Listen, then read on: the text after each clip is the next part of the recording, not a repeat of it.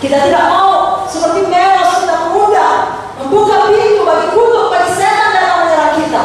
Kita justru mau dipakai Tuhan sebagai alat Tuhan untuk menyatakan terang Tuhan, menyatakan damai Tuhan, menyatakan keselamatan daripada Tuhan, sama seperti hidup Esther. Hari ini berapa banyak kita mau bangun bangkit, apapun resikonya kita selesaikan pagi hari ini. Katakan amin. Nah, kita tidak mau membawa alasan apapun. Saudaraku, tidak harus kita punya semua, tidak harus cocok situasinya baru bisa memberitakan firman.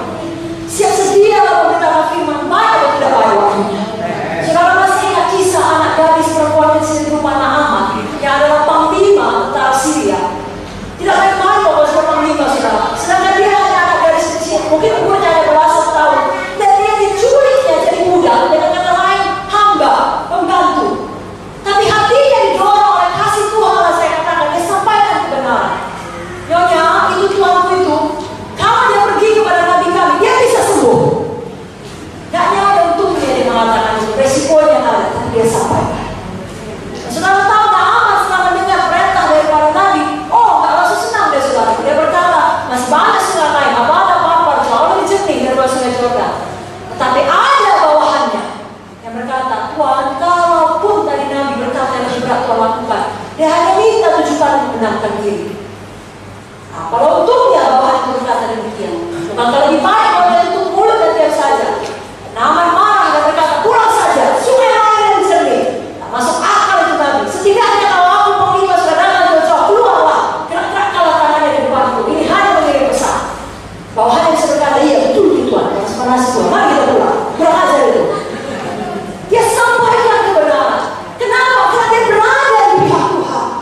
Dia berperan di pihak Tuhan, di pihak kebenaran, di pihak terang, di pihak kebaikan, di pihak kesabaran. Dia lakukan yang dia bisa, lakukan yang dia tidak bisa. Dan menjawab dengan aman. Jadi kita juga tidak perlu takut, apalagi membawa alasan apapun itu. Dan merasa diri kita masih lemah, atau kita berkata, saya tidak punya cukup waktu dalam pekerjaan untuk mengunjungi atau apa saja. Saudaraku, Tuhan tahu keadaan kita. Tapi kalau kita mau, orang dunia mau berkata, di mana ada kemauan, di situ ada jalan. Apalagi kita anak-anak Tuhan. Kalau saudara mau, semua kita bisa melayani. Semua kita bisa menginjil. Semua kita bisa meminta. Tidak berada. Haleluya. Apa resikonya kita tempuh seperti ucapan Esther, kalau terpaksa aku mati, biarlah aku mati. Karena dia tahu Tuhan di atas segala. Panggilan Tuhan di atas segala.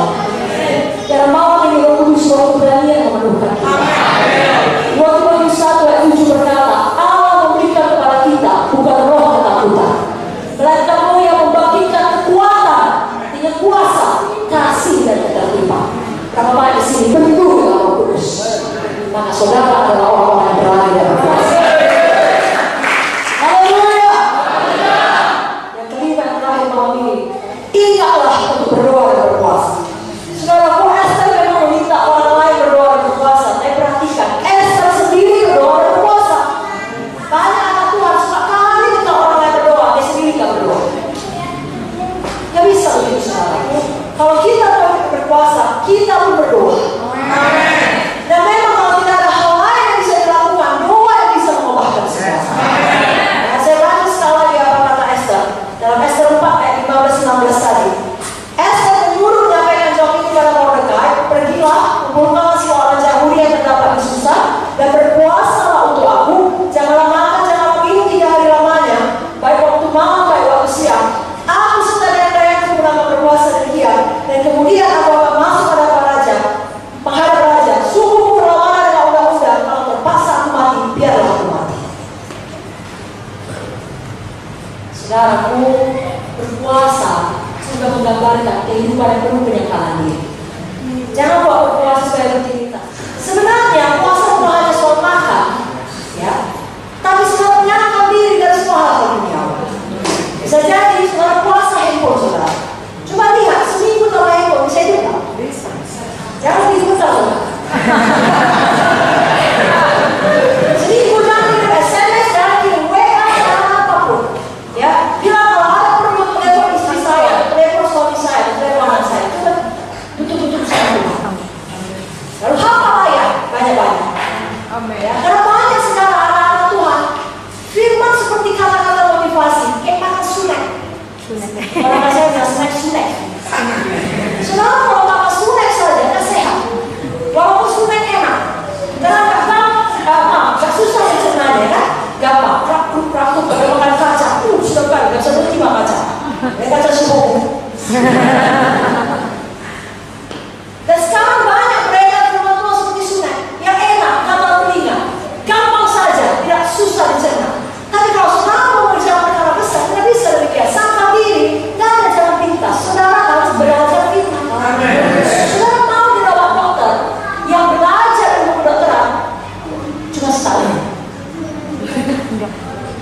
Mau berobat pada dokter yang mengaku dokter tapi hanya sebulan kuliah kedokteran. Tahu saudara? Saudara mau pergi ke dokter spesialis, saudara tahu sudah puluhan tahun belajar, sudah puluhan tahun praktek, walaupun sudah tua sekali, saudara lebih percaya pada dokter itu. Umumnya orang pendapat general orang lebih percaya pada dokter demikian. Kenapa? Karena dia bayar harga bertahun-tahun. Jadi apapun kedudukan tinggi kita, kalau kita sudah diangkat Tuhan tinggi, bukan berarti kita tidak perlu lagi belajar. Paulus sekalipun sekali panggil Tuhan dengan sangat luar biasa di tengah jalan saudaraku, dan mengalami mujizat, buta melihat kembali, harus mengasihkan diri ke Allah untuk belajar firman Tuhan. Semua anak Tuhan belajar firman Tuhan. Hamba Tuhan belajar firman Tuhan. Dan tentu itu perlu penyampaian diri, perlu puasa dari hal-hal lain supaya bisa menyendiri dengan Tuhan. Nah, sudah kurang amin ya? Kurang amin ya? Kita sudah belajar di KKR, firman Tuhan adalah Tuhan sendiri. Semakin banyak saudara tahu firman, semakin tahu saudara hati Tuhan, jalan Tuhan, semakin kenal saudara Tuhan. Baru saudara seperti kata Ibu Muda tadi, kalau saudara patuh pada Tuhan, saudara menyembah Tuhan, saudara menjadi seperti Tuhan, saudara hambanya Tuhan. Demikian kalau kita menyangkal diri dan suka firman, tidak ada yang bisa menghambat kemajuan saudara. Saudara perlu kuasa Tuhan. Kudus yang berdoa di dunia. Saudara belajar firman memberikan hikmat atas hikmat dunia ini. Karena hikmat dunia yang benar sudah datang dari Tuhan. Segala pemberian yang baik datang dari Tuhan. Jadi jangan terbalik urutannya. Cari dahulu kerajaan Allah dan kebenarannya, maka semua ditambahkan kepadamu. Ya, ada banyak orang ditukar urutannya. Saudara itu semua ditukar urutannya yang terbaik. Misalnya, kalau ada seorang anak gadis kemudian hamil dan akan melahirkan anak setelah 9 bulan tentunya, lalu orang tua gadis itu, orang tua laki-laki daripada pasangan gadis itu bersuka cita, semua itu merasa hamil. Ya, artinya menyediakan baju untuk bayi, kan begitu, ikut mengantar periksa kandungan, ikut mengecek kamarnya, kalau laki-laki biru, kalau perempuan biru, beli boneka dan lain sebagainya. Kenapa? Karena memang begitu seharusnya, apalagi kalau itu anak pertama. Tetapi dalam situasi yang lain, anak gadis juga, hamil juga, tidak ada bahagia. Dia tidak bahagia, pasangannya tidak bahagia, orang tua tidak bahagia, bahkan marah-marah. Karena urutannya diganti, dia hamil dulu, belum menikah. Sama-sama berkatnya punya anak. Tapi kalau urutannya diganti, tak ada bahagia di situ. Demikian kita, banyak pun tahu kita, bahkan diberkati pun kita, kalau bukan benar urutannya. Tidak nyari yang sukses sejati, kebahagiaan sejati. Harus Tuhan dulu nomor satu. Tuhan nomor satu. Tuhan nomor satu. Firman Tuhan nomor satu. Mari kita sangkal diri kita. Ya, kita puasakan akan hal-hal yang lain supaya ada waktu kita belajar firman Tuhan. Dan ada waktu kita berdoa, saudara. Tuhan Yesus sendiri pun ketika dia hidup di dunia, dia selalu berdoa. Saudara tahu ayat-ayatnya. Maka sampai saat terakhir apalagi kita mengkek semari dia berdoa. 1 Petrus 4 ayat 7 juga berkata, kesudahan segala sesuatu sudah dekat, karena itu kuasailah dirimu dan jadilah tenang supaya kamu dapat berdoa. Pernah nggak saudara berdoa pikiran saudara kemana-mana? Pernah? Kuasai, menjadi dan tenang. Amin. Fokus pada Tuhan. Supaya jangan nanti kalau saudara, ya, saya berdoa kok, maka seluruh dunia saya doakan. Saudara bilang, iya. Bagaimana 2 detik?